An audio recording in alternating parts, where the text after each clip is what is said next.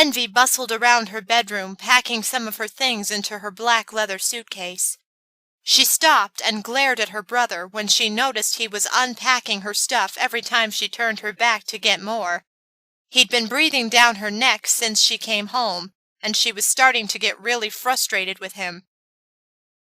"Stop it!" Envy snapped as she jerked a handful of clothes away from him and threw them back into the suitcase. She tossed her long red hair over her shoulder and shot him a warning glare. "But moving out? You've only known him, what, a week? Are you sure this is what you want to do?" Chad repeated like a mantra. "The answer is still the same, Chad," Envy informed him in a steady voice, wondering how many times she'd have to say it before he actually heard her. She locked gazes with him and, treating him like a dim-witted child, she said the words very slowly. "I want to move in with Devin, and that's exactly what I'm going to do." "How can you be sure that a week or month from now he won't find some other girl and dump you?" Chad demanded desperately. "He won't." She continued packing, trying to block out the nagging feeling that she was abandoning her brother. He was a grown man, for crying out loud, and a cop to boot. "You don't know that for sure. I mean, he dances in that club half naked every night, and you'll be stuck behind the bar serving drinks to perverts!" Chad exclaimed, ready to start pulling his hair out. What he really wanted to do was scream at her for getting involved in something so dangerous. With someone so dangerous. Envy stopped packing and looked up at her only sibling, whom she loved dearly, but was getting ready to throttle. 1, I do know for sure. 2, he might be half naked, but he looks great that way. 3, I'll get to dance with him in the cage. And 4, she leaned closer, as if parting with a dirty little secret. You really need to get laid. Chad glared down at his sister. I do not need to get laid, he growled when she cocked an eyebrow at him. Yes, you do. She jerked open a drawer and grabbed a handful of skimpy lingerie. No, I don't. Chad slammed the suitcase shut before she could add them to what he prayed was only a huge overnight bag. Yes, you do. Envy shook the lingerie in his face as if to make a point. No, I don't. He jerked them out of her hand. No, you don't. She narrowed her eyes angrily. Yes, I do. Chad paused, then punched the fistful of lingerie in the air. Damn it! Devin was in the living room, leaning against the wall with his ankles crossed and his hands in his jean pockets, trying not to laugh his ass off. Their arguing reminded him so much of his relationship with his own loving siblings. He could tell Chad really did care about Envy, and because of that, he wouldn't stand between them. Chad was doing what he did best. He was being a big brother to one spitfire of a redhead. Nope, he wouldn't stop them, but he'd pay good money to just watch. Devin laughed out loud, then tried to cover it up with a fake cough. Someone knocked on the door, and his ice-blue eyes narrowed, wondering who the hell would be visiting the siblings before dawn. Devin, could you get that for me? Chad called out. Sure, Devin answered, and pushed away from the wall before moving toward the entrance. Opening the door, he couldn't help but smirk at the surprised look on Trevor's face. Hello, Trevor. Long time no see. As promised, Trevor had come to talk with Chad about what he'd seen at the church. The last thing he'd expected was for Devin Santos to open the door. Unable to control his reaction, Trevor instantly raised his fist and hit the jaguar right in the nose. Hard. Devin stumbled back a couple steps and wiped the blood from his nose. He looked at it, then back up at Trevor, baring his teeth. Before Trevor could move, Devon tackled him out of the door and into the front yard. Clothing ripped and fell away as the two of them shifted into their animal forms. Devon circled around the Kodiak and lunged with a loud jaguar scream. Trevor roared and rose up on his hind legs while trying to grab at the jaguar attached to his back. Inside, Chad and Envy heard Devon's roar and ran through the house to the front door. They froze when they saw Devon fighting with a huge bear right there in the front yard. The cop was instantly grateful they didn't live within seeing distance of any neighbors. Chad flipped his mental switch, turning all his emotions off. It was something that clicked within him that always made him completely calm and cold, even in the middle of a gunfight. Reaching to the holster on his right hip, Chad drew his pistol and fired it once in the air, trying to get their attention. He frowned when it didn't even faze them, and he got a punch on his left arm. "Let someone know when you're going to fire that thing!" Envy exclaimed, while holding a hand over her right ear and cringing at the loud ringing. Zachary stepped away from his car with a huge sigh and stared at the two children fighting. Once more, cooler heads would have to step in. He smirked at his inside joke, because no one would ever use the word cool to describe him. Raising his hand in front of him, he shot a heat wave toward the two shifters, making them leap back when a single stream of fire raced across the yard, separating them. "If you two don't want your fur singed, then you had best change back into men and pretend to have a little common sense," Zachary warned as another flame started to grow from his outstretched hand. "Are you two going to act like adults or children? Because it doesn't make any damn difference to me." He smiled coldly as the flame grew higher and leaned toward its target. Knowing Zachary would do it, Trevor changed back and glared across the licking flames at his opponent. Just looking at the man who had stolen Envy from him had his blood pressure up so high that he had to concentrate just to keep his human form. Devon changed back, but kept his fighting stance, not trusting Trevor as far as he could throw him. He was momentarily distracted, hearing Chad's loud, "Good Lord!" and quickly glanced toward the siblings. Seeing Envy staring wide-eyed at Trevor, who was now naked, Devon growled deeply, wanting her attention back where it belonged, on him. Envy rubbed her temple now that both men were naked, luckily with only minor wounds. Devon had shown her how fast wares can heal, so she knew nothing was as bad as it looked with them. Her gaze traveled over Trevor, still shocked that she'd been dating a freaking bear for so long and not known it. Trevor smirked, enjoying the fact that Devon's growl was the sound of pure jealousy. Served the jaguar right. Chad blinked, wondering who'd slipped him the acid. Usually the calm one in bad situations. He inhaled deeply, then pushed away from the door to stand at his full height. "This is my house, so we play by my rules. Envy's staying here with me, and everyone that's not human is leaving!" He tried to shut the door, but Envy stopped him. "Not without my mate," Devon growled, trying to shake off the echo effect he was getting. Damn, who knew Trevor was so strong? The knowledge didn't sit well with him. "Put your clothes on." Envy frowned, then turned curious eyes toward Zachary. It looked like him and Trevor could have been brothers. Their coloring was so similar. The only real difference being was Zachary had short hair and was a little taller. "Okay, I know what they are, but what are you?" Zachary bowed elegantly.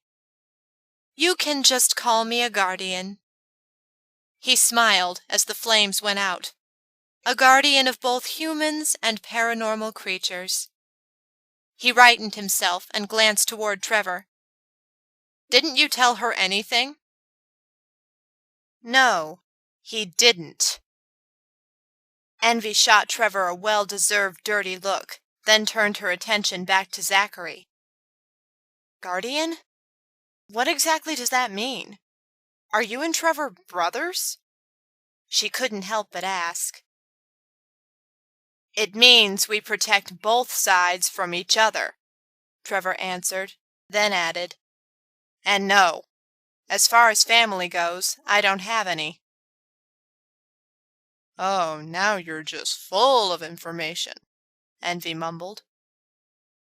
I tried to tell you, Trevor reminded her while he pulled on the spare pair of pants Zachary had just tossed him. It's not my fault you didn't listen. Envy's lips parted to tell him off, but paused, guiltily remembering the last time she'd really seen Trevor. He'd told her he had something to do with the CIA, but she hadn't believed him. She even tasered him for thinking she was dumb enough to fall for such a lame lie. But then again, how did he expect her to believe him when he was the one dancing provocatively with other women? The flip side of that was, he told her it was the cover for his job. Envy frowned at the headache that was forming and decided that Trevor was a bigger ass than she originally thought for making her think about this. Chad looked over at the Jaguar before heading inside. He came out a couple seconds later with a pair of jeans and tossed them to Devon. We don't need your help, Devon stated as he zipped the jeans, then walked over to Envy and slid a jealous arm around her waist. Oh yeah?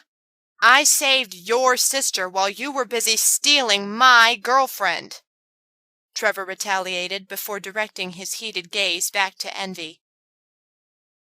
Envy raised her eyes and locked them with Trevor's bluish-silver ones. She could still see the hurt in them, and it made her heart clinch uncomfortably. She really didn't hate him at all. As a matter of fact, she still loved Trevor, just not like she loved Devon. Her lips parted to explain, but Devon cut her off. Why did you come here? Did you follow us? Devon asked, not liking the fact that Trevor kept putting Envy on the spot. She'd made her choice, and Trevor needed to come to terms with that little fact before it got him hurt. Actually, he came here to see me, Chad said as calmly as he could.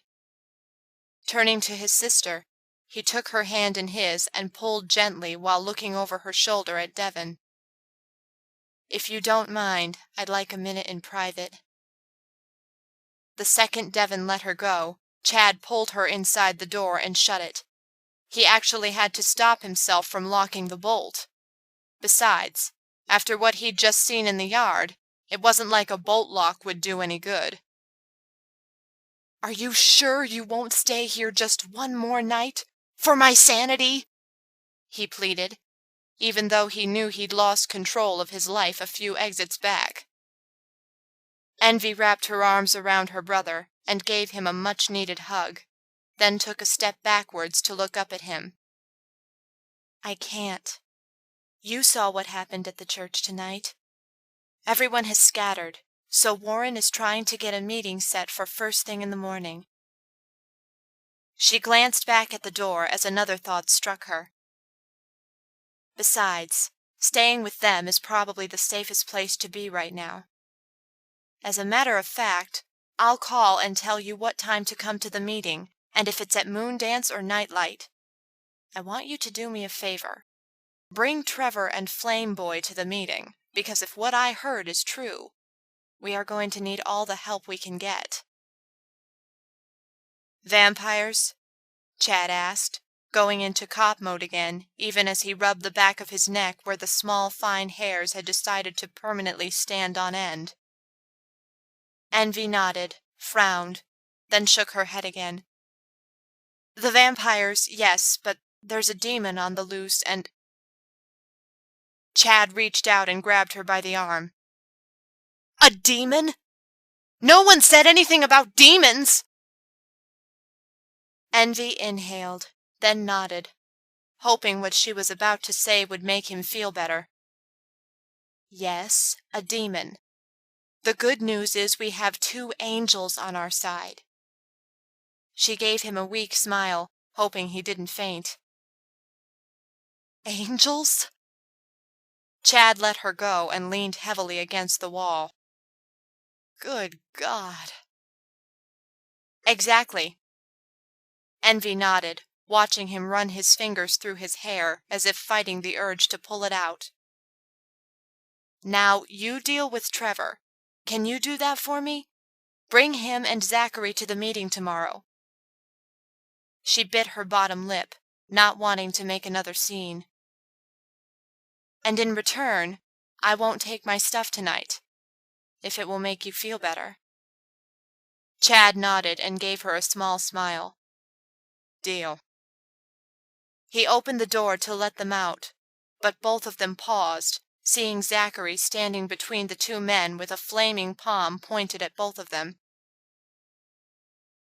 Oh dear, we're leaving, Envy said, and rushed out the door, grabbing Devon's hand as she made a beeline toward his car. Trevor started to follow, but Zachary stopped him. Hold on there, lover boy. We need to deal with the brother first. Let's go inside and I'll brew us some coffee, Chad offered, followed with a thankful sigh when Trevor turned angrily around and marched into his house like a man on a mission. He nodded as Zachary followed Trevor in, then closed the door, wondering what the hell he'd gotten himself into. Once the coffee maker was going, Chad turned toward his 2 guests. At the moment, he had more questions than answers, and that wasn't helping anything. Now, what's this about Envy saying there's a demon on the loose? She also said that Warren is calling everyone together tomorrow for some kind of meeting about what happened tonight, and she wants the 3 of us to crash it. Trevor couldn't help the small smile that played at his lips. So, Envy wanted him involved, wanted to keep him close. He couldn't blame her. At the rate Devon was protecting her, she couldn't feel all that safe. Knowing she needed him made most of his lingering anger fade into the background. We'd have crashed that little party anyway. He glanced toward Zachary, who confirmed the statement. He smiled again, realizing he would see Envy in a couple hours. I guess it's time to tell you what's going on. He inwardly cringed at how he was using his position to get closer to Envy again. He was also well aware of how it would look to everyone else. Devon would assume that he was using Envy again, but that was the furthest thing from the truth. Then again, he wasn't above using her brother to get closer to her and do his job at the same time. Devon would just have to learn that all was fair in love and war. And may the best shapeshifter win. I'm all ears, Chad grumbled and crossed his arms over his chest to get Trevor's attention back from wherever he was. He'd never thought of himself as psychic, but he was doing a pretty good job of reading Trevor at the moment. We don't know much about the demon, only that it has been trapped there for a number of centuries. Its existence predates anything we have on file at Pitt, but we're still searching for clues. Zachary started, and hoped Trevor would jump in. So you knew a demon was imprisoned under the cemetery for who knows how long, and you didn't do anything about it? Chad demanded. Trevor cocked an eyebrow. What would you expect us to do about it? Help it get loose? It was trapped there, and we don't even know how the hell a fallen and a vampire were able to break the spell holding it. Fallen? Chad asked. You mean one of the angels Envy told me about? Zachary nodded. Yeah, we've known about them for a really long time. We know there are others, but we can't locate them anywhere, and apparently the two fallen living within the city didn't even know of the other's existence trapped in the cavern until one went down there. We also have someone that knows how to deal with demons, Trevor offered. With any luck, she'll be able to figure it out once we call her in. It's not too late to back out, Zachary said to Chad. Just give the word and we'll wipe your memory of everything that happened. Chad frowned and started to pour for the three of them. He'd been a cop all his life, but he wanted to make a difference. More than once, though, he felt like he wasn't doing enough. There was always one more drug dealer, one more murderer, one more traffic violation. It just didn't seem worth it sometimes. But what Trevor and Zachary were doing did make a difference. The kind of difference Chad had always wanted to make. Taking a long drink from his coffee, he set his cup down and nodded once. I'm in.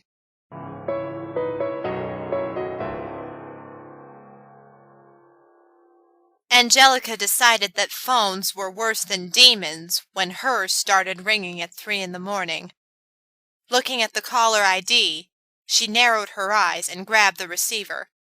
Turning it on, she pushed her dark hair out of the way and placed it against her ear.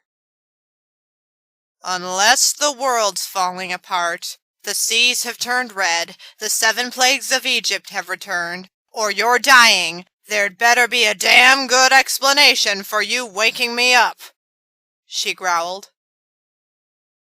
Aw, come on, Boo. Is that any way to talk to your Zachy bear? Angelica hung up and dropped her head back onto the pillow. She'd just gotten back to sleep when the phone rang again. Without looking at the phone, she turned it on and spoke again. I'm going to get you, Zachary, she muttered. You and your little dog, too. Oh my, Wizard of Oz flashbacks! Zachary gasped, and Angelica secretly smiled at his antics, glad he couldn't see her. What do you want? She sat up, pushing her hair out of her face. We got a really nasty one for you named Misery, Zachary offered. Angelica climbed out of bed and turned on the lamp. How big? Not sure, but I'm going to guess a level 7. He smiled into the phone, knowing that would get her attention. And he just loved getting Boo's attention. Angelica walked out into the living room and turned on her laptop. She typed in a few things and frowned. Level 7? Are you sure? She asked. Anything over a level 5 was very dangerous and extremely rare. It's just a guess, Zachary answered. It was able to trap one of our 2 fallen that we've been following, and apparently another fallen had been down there with it for a long time. Since they are considered level 7, then I'm assuming anything powerful enough to trap one is an equal. Angelica was searching her database. More than 3/4 of it had been illegally obtained from the vaults of the Vatican, but no one could argue with her results. The fact that a level 7 demon might have been discovered in Los Angeles was more than enough of a reason to wake up not only her, but the rest of the pit crew as well. Each demon was placed in a class of 1 through 10, with level 10 being the equivalent of Satan himself. She'd hate to run into anyone who possessed enough magic to seal away a level 7 demon. You need the thunder of God to pull it off. I'm not finding anything on a demon named Misery in the Los Angeles area, she said after a few minutes. Let me hook up my external hard drive and take a look at those files. She heard Zachary talking to someone in the background and figured it was Trevor, until she heard another voice join in the conversation. Who are you talking to? She asked curiously. The newest member of our team, Chad, Zachary answered. He's a local cop that knows a little too much, so we brought him on to protect the masses. And by the masses, I mean the other idiots he works with. I got it hooked up. Let's take a look around and see what all I've got on here. You mean you don't know? Zachary asked in surprise. You know how I am. I'd forget my head if it wasn't attached sometimes. I've only had a chance to explore a fraction of this thing. Yeah, you did download it in a big hurry, Zachary said, and sighed to himself. Good times, good times. Angelica accessed the hard drive and typed a word into her search prompt and pressed enter. I take it you haven't been behaving yourself? Angelica asked, leaning back on her sofa while the computer did its thing. Hell no, Zachary laughed. You can't take me anywhere, remember? Angelica winced, remembering only a couple months ago when they'd gone on a big gala while chasing a 4-year-old werewolf who had gotten lost and wasn't very happy about it. By the end of the night, Zachary had lost his pants because the werewolf had transformed during a child's temper tantrum and ripped them to shreds. The funniest part was that Zachary hadn't said a thing, just took them off and walked around in his underwear and tuxedo jacket and shirt. Angelica couldn't make up her mind whether to be embarrassed or laugh her ass off. Seeing his legs with knee-high socks and dress shoes had nearly killed her when several of the young ladies crowded around him wanting to dance. Her laptop beeped, and she sat forward to look at what the search had found. Find anything? Zachary asked. Angelica opened a few of the files that had the word misery located in them and started reading. Her cigarette slipped from her fingers as she read and landed on her foot. Ouch! Damn it! She cursed and picked her cigarette back up, quickly putting it out. Everything okay? Zachary frowned worriedly and held up a hand when Trevor wanted to know what was going on. Angelica read over the information again, just to be sure. I'm catching the next flight out, she informed him before pulling the phone away from her ear. She hung up on Zachary's questions and looked back at the screen. It wasn't what she had read that made her so sure this was dangerous. It was that the head man of Pitt had somehow just locked her out of the file. If Storm was keeping secrets, then she wanted to know why.